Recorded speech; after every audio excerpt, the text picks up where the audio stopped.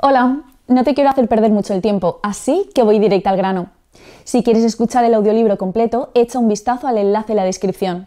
Podrás disfrutar de una prueba totalmente gratuita que te dará acceso a un amplio catálogo de audiolibros. Pero espera, que hay más. Por si todavía tienes dudas, a continuación te dejo con un pequeño fragmento del audiolibro. Disfrútalo. España a lo largo del siglo XVIII nada espectacular, difícil de descubrir y que por eso mismo no ha sido adecuadamente observada. Por primera vez en su historia, España se convierte en proyecto de sí misma. Quiero decir que lo que España propiamente hace, sobre todo entre 1714 y 1788, es España su propia realidad.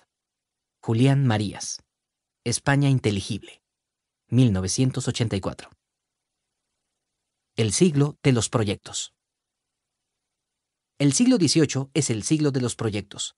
No es que antes no tuviera España proyecto histórico, lo tenía, incluso antes que las otras naciones europeas, pero había equivocado los límites. Se había comprometido en demasía con la defensa del catolicismo y ese compromiso había perjudicado a la misma construcción nacional, creando enemigos dentro de la propia España, judíos, musulmanes, conversos, y cargándola con un peso superior a sus fuerzas, el de servir a la Iglesia de Paladín Universal.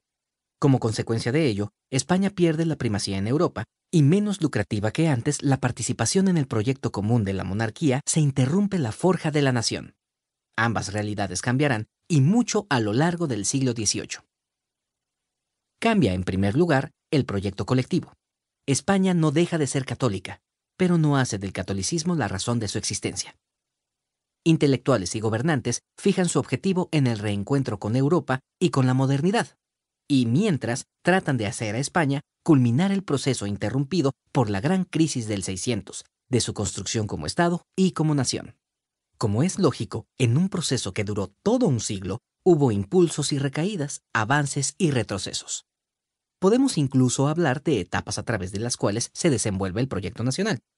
El reinado de Felipe V, de 1700 a 1746, el reinado de Luis I, entre enero y agosto de 1724, fue un mero paréntesis sin importancia histórica.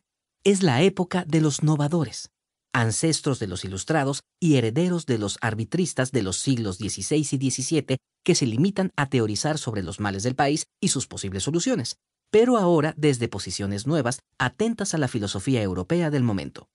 Benito Jerónimo Feijóo, en su Gloria de España, y Nicolás Velando, autor de Una historia civil de España, trazan ya la idea de una nación de ciudadanos sin referencia alguna a la religión, pero capaz de superar sus particularismos, de fundir los reinos en el reino, las Españas en España.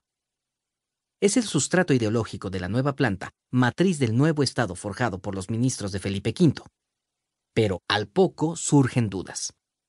Ya en el trono Fernando VI, que estuvo de 1746 a 1759, pensadores como el jurista y filólogo valenciano Gregorio Mayans reclaman la resurrección de los reinos, de sus fueros y sus cortes, el regreso de la Constitución de los Austrias, la España horizontal, la nación de naciones. No es el reinado de Fernando un retroceso, ni esta la corriente dominante, pero tampoco llega a desaparecer nunca del todo. Sobrevive y llega, siempre débil, pero siempre viva, hasta las Cortes de Cádiz, donde aún se alzará Antonio de Campmany, pidiendo para Cataluña, de la que era representante en la Cámara, la devolución de sus fueros.